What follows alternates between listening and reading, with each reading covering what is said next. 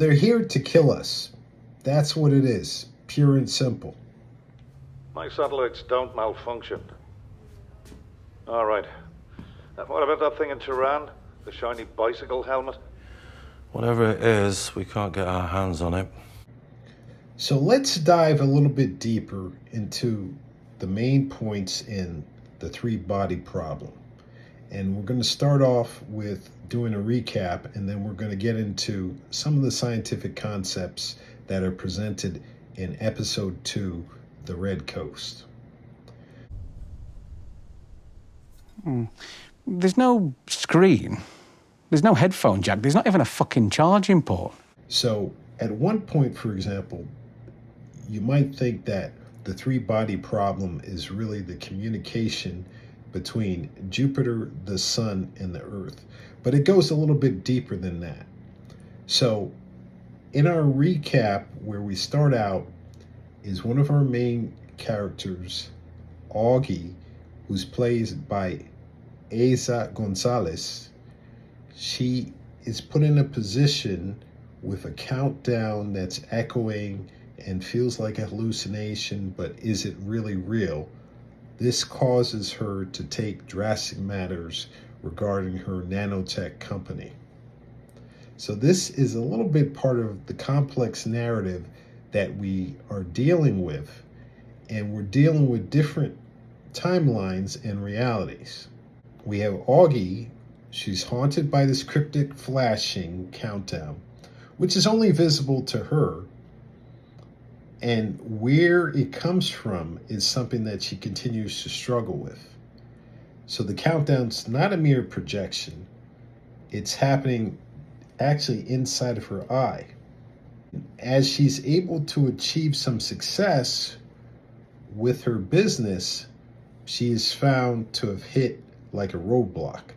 So these aren't major spoilers, but this is like a basic recap of that action, of the Auggie action.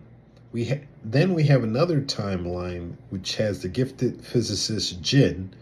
And Jin's story takes an unexpected turn. She becomes a gamer, and she ends up using her dearly departed friend's quote-unquote game, and she's immersing herself in a virtual world which seems to have life or death consequences. So her journey holds secrets that seem to bridge the gap between our world and the virtual world in the game. You're an AI. I am the Count of the West. So a character in the game, then? Enough talk of games. This is no game. So, for example, the game seems to be like she can smell, she can touch. The technology is way more advanced than any kind of virtual world that exists in our current time period.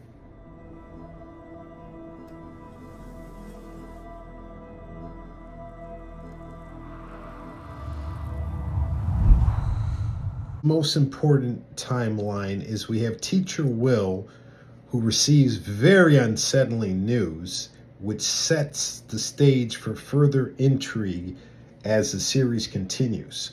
So his path intersects with enigmatic events that will later be explained as the series continues. His path intersects with enigmatic events that unfold around him. So mainly we're dealing with 4 character arcs. We're dealing with Augie's character arc. We're looking really a lot at Jin. We're looking at Teacher Will.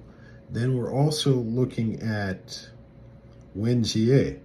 So we're looking at all 4 of these characters, and then even the approach, and I think this episode did a really good job of really bringing a lot of complexity to all the different characters.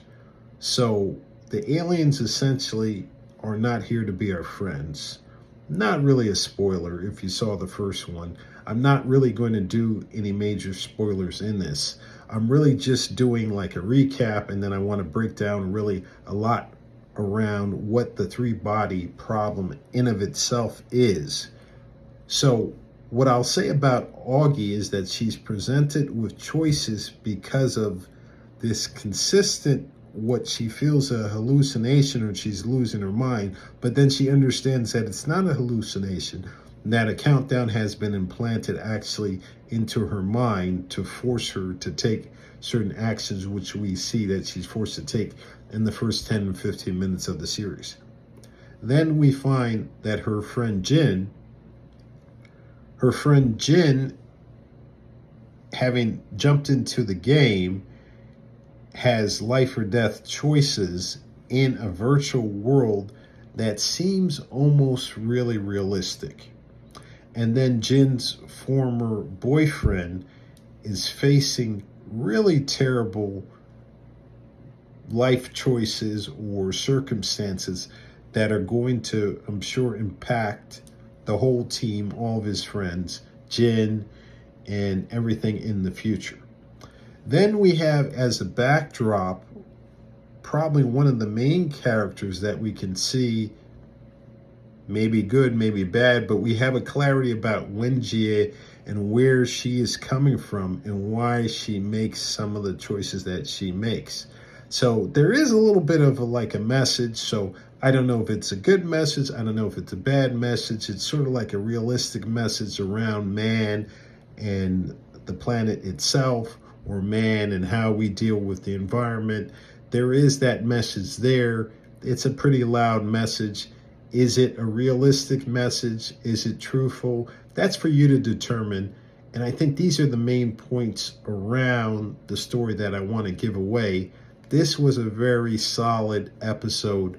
I enjoyed it. You probably will enjoy it as well. What is the three-body problem? The title of the series itself refers to a fascinating scientific problem. So what is the three-body problem? Let's look at this scientific concept and break it down just a little bit. So let's imagine three celestial bodies. The three-body problem presupposes that these three bodies are in the same galaxy or the same universe. Let's make that assumption for right now. Such as the planets or the stars. Let's imagine that they interact with each other through gravitational forces. The behavior of such a system is notoriously complex because it defies straightforward analytical solutions. It may even be said to present a mathematical challenge. In physics, solving the equations of motion for a three-body system is notoriously difficult. A two-body problem refers to the gravitational interaction between two celestial bodies, like a planet and its moon. Such as the Earth orbiting the Sun, the three-body problem lacks a general solution. The gravitational interactions create chaotic and unpredictable behavior. So what's the historical significance of the three-body problem? The three-body problem has intrigued scientists for decades, even centuries. In the late 18th century, French mathematician Joseph-Louis Lagrange made significant progress in pinpointing this concept. He made significant progress in understanding the restricted three-body problem. So later, Henri Poincaré explored the chaotic nature of the three-body problem. So why is any of this stuff relevant? So it gets a little bit into celestial mechanics. So the three-body problem has applications in celestial mechanics, planetary orbits, and space missions. So understanding the dynamics of orbits interacting helps people plan missions in space. It helps them plan what the orbit of the different planets are exactly. And the main idea behind it is really they're getting a little bit into chaos theory.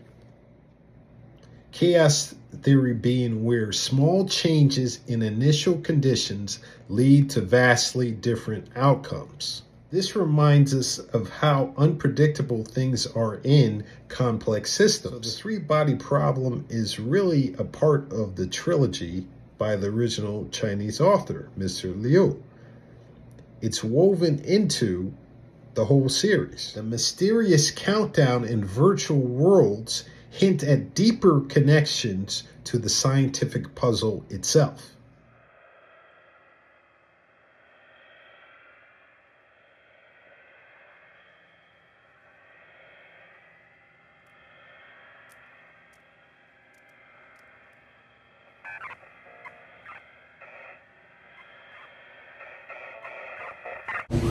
You can go to www.sabkhaz.com.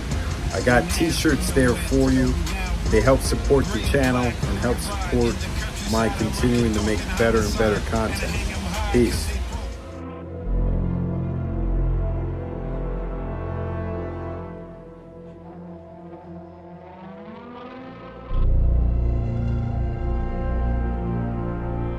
They're here to kill us. That's what it is, pure and simple.